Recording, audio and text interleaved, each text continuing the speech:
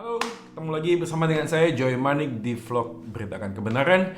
Dan teman-teman tahu nggak, 6 dari 10 pasangan muda yang baru menikah itu mengatakan menyesali pernikahannya dan memutuskan untuk bercerai. Kenapa?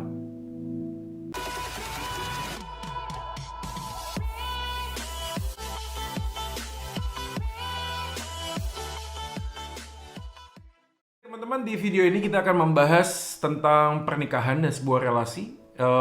Saya akan coba mengutip dari sebuah artikel yang ditulis oleh The American Psychological Association yang mengatakan 40 hingga 50% pasangan ini di Amerika ya guys, itu kemudian mengatakan mereka ingin bercerai dengan pasangannya dan alasan perceraian karena kurangnya komitmen. Ya lagi-lagi memang masalahnya masalah klasik, yaitu tentang komitmen. Tetapi yang mau aku bagiin pada video kali ini adalah alasan mengapa seorang itu menikah. Dan aku pikir ini penting banget buat kita, supaya pada waktu kita lagi pacaran, atau mungkin ada yang lagi jomblo lalu berpikir, aduh kalau gue menikah pasti gue akan bahagia.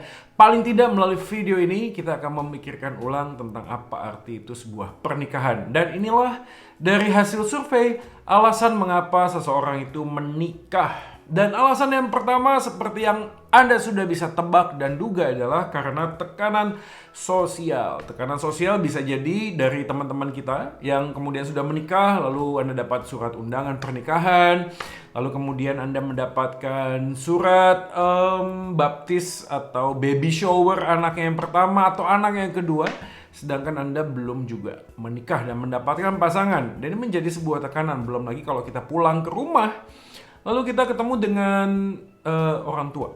Atau mungkin ada pengalaman dari teman-teman sekalian yang adiknya itu menikah duluan, alias kamu diloncatin. Ini menjadi satu pergumulan yang nggak mudah memang sih. Kita lalu kemudian mengambil sebuah pilihan-pilihan yang lain, lalu kemudian menjadi sebuah dorongan yang sangat kuat untuk mencari pasangan. Dan repotnya adalah kita mulai mencoba untuk membenarkan semua cara, ya, membenarkan semua cara. Mungkin kita udah berdoa juga sih, sudah minta sama Tuhan yang terbaik, tapi kan tentu berdoa juga harus berusaha. Nah, berusaha ini ya memang Tuhan bisa pakai banyak cara, tapi kita juga harus ingat bahwa tidak semua cara itu adalah caranya yang Tuhan inginkan. Oke, itu adalah yang pertama. Yang kedua adalah ada juga catatan kenapa menikah. Karena mungkin ada orang yang merasa ini udah waktunya, ini waktu yang tepat. Mungkin sekarang pandemi, ada orang ngomong nggak tepat, tapi udah pacaran cukup lama, 5 tahun, 7 tahun, mungkin sudah cukup lama. Dan rasanya ini adalah sebuah waktu yang tepat. Ini sudah oke, kita harus menikah. Dan kadangkala perasaan untuk waktu yang tepat untuk menikah itu juga dikaitkan dengan beberapa hal sih. Misalnya, ya aku nggak tahu ya, beberapa orang yang kemudian sudah pernah melakukan hubungan seks di luar nikah. Kadang jadi ada dorongan dan merasa kayak berdosa terus gitu loh. Ya, berdosa terus. Jadi ada orang yang menikah juga karena alasan rasanya sudah tepat. Ya, lalu ada orang yang ya banyak yang menjadi dorongan kita untuk kemudian kita memutuskan untuk menikahi seseorang karena memang sudah waktu lama berpacaran, atau memang ada sesuatu juga di dalamnya, atau mungkin ada juga dari posisi ketika orang tua udah tua. Ya, orang tua udah tua ya. Orang tua yang sudah lanjut usianya gitu, lalu meminta kita untuk menikah lebih cepat. Oke, ini alasan yang kedua. Alasan yang berikutnya adalah usia. Ya memang alasan orang menikah juga ada faktor ekonomi sih. Itu nggak bisa dipungkiri juga sih. Ya, ada faktor ekonomi. Ada beberapa orang yang merasa aku belum mapan, lalu aku belum siap menikah. Tetapi kemudian karena janji sana sini, lalu ada satu perhitungan tertentu secara kalkulasi manusia lah. Lalu kita merasa bahwa kita harus menikah supaya pada waktu kita menikah, hopefully ya, berharap kerjaan kita malah semakin baik. Ya, ini adalah beberapa alasan, mungkin top 5 atau top 4 lah ya, 4 atau 5 alasan terbesar yang kemudian orang-orang itu memilih untuk menikah. Dan apakah alasan-alasan ini adalah alasan yang bisa diterima ya sebenarnya ya kita kalau ngomong diterima atau tidak ya tergantung kepada pribadinya masing-masing. Walaupun demikian kita harus ingat yang di depan tadi. Kenapa kemudian ada banyak pasangan muda yang sudah menikah, ya tadi dikatakan berapa tuh? 6 dari 10 ya. 6 dari 10 tuh luar biasa, tinggi sekali persentasenya. 6 dari 10 pasangan mengaku menyesal menikah lalu kemudian ingin bercerai. Ada banyak variabel sih, ada banyak variabel yang mendominasi ya pilihan-pilihan atau cara-cara berpikir seperti itu. Tapi alasan-alasan yang tadi aku sebutkan itu sedikit banyak juga menjadi satu dasar kenapa orang kemudian setelah menikah lalu mengatakan, loh kok gini ya, tahu gini gue nggak mau gitu ya. Tapi apa boleh buat, kita sudah terlanjur melakukan sebuah pernikahan. Nah jadi alasan sosial, alasan orang tua, alasan seksual, alasan tentang apa tadi, ekonomi dan lain sebagainya memang menjadi bagian yang tidak terpisahkan dari sebuah keluarga, dari sebuah pernikahan. Tapi kalau alasan kita itu mengacu kepada alasan-alasan tersebut, apakah itu akan menjadi sebuah jaminan bahwa setelah kita menikah nanti kita tidak lagi berpikir untuk bercerai atau kita menyesali sebuah pernikahan. Nah, oleh karena itu dalam video yang singkat ini saya ingin mengatakan kepada teman-teman sekalian, lebih baik kita mencari sebuah alasan terbaik buat masing-masing. Sebagaimana halnya kita melihat bahwa pernikahan itu memang didesain bukan karena tekanan sosial, bukan karena orang tua kita, bukan karena dorongan hasrat seksual juga, bukan karena tentang harta. Tapi pernikahan itu memang ya suka atau tidak suka didesain oleh sang pencipta ya, oleh Tuhan. Dan Tuhan itu merancang pernikahan dengan sebuah maksud dan tujuan sih.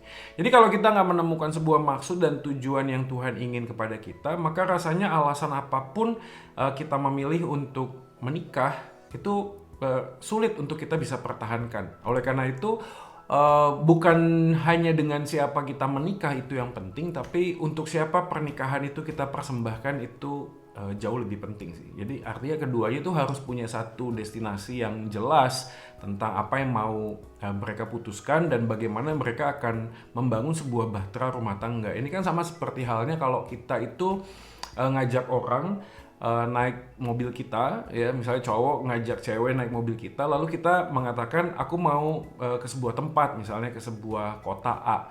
Nah kita harus pastiin dulu bahwa saya dan pasangan saya itu betul-betul pengen banget ke kota A, karena kalau enggak itu bisa berabe gitu loh, bisa berabe itu apa ya, bisa jadi masalah karena dalam perjalanan kita sampai ke kota A ada banyak hal bisa terjadi kan, pecah ban, mobil rusak, mesin rusak dan lain sebagainya sih.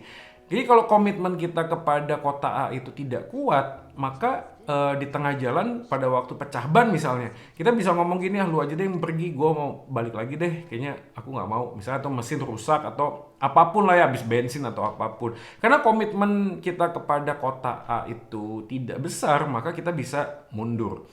Tapi kalau kita punya komitmen ke kota A bersama-sama, ya apapun yang terjadi kita harus sampai di kota A itu, maka kita akan sampai ke sana berdua. Jadi bukan hanya sekedar komitmen antara pasangan kita dengan pacar kita, dengan calon istri atau suami kita, tapi juga keduanya itu harus punya sebuah komitmen untuk mencintai apa yang kita mau tuju. Nah itulah di dalam Alkitab dikatakan bahwa Kristus adalah Tuhan yang menjadi manusia, dia menebus dosa kita, dan Galatia mengatakan bahwa hidup kita bukanlah kita lagi, tapi hidup kita adalah Kristus yang hidup bagi kita. Jadi pastikan bahwa saya dan pasangan saya punya alasan yang sangat kuat untuk mencintai Yesus, dan alasan saya dan pasangan saya mencintai Yesus itu menjadi sebuah fondasi dan dasar untuk kita tuh saling mencintai.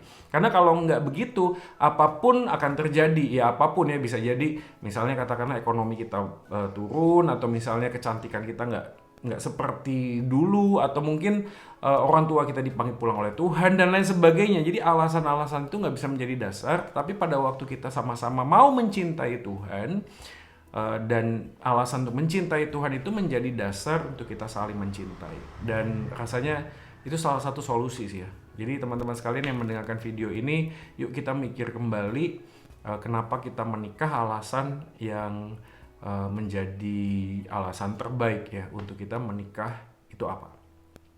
Jangan lupa like dan share video ini kalau Anda diberkati, dan yang belum subscribe silahkan subscribe channel YouTube ini supaya bisa mendukung pelayanan melalui media YouTube ini. Saya Joy Manik, Solidio Gloria, Tuhan Yesus memberkati.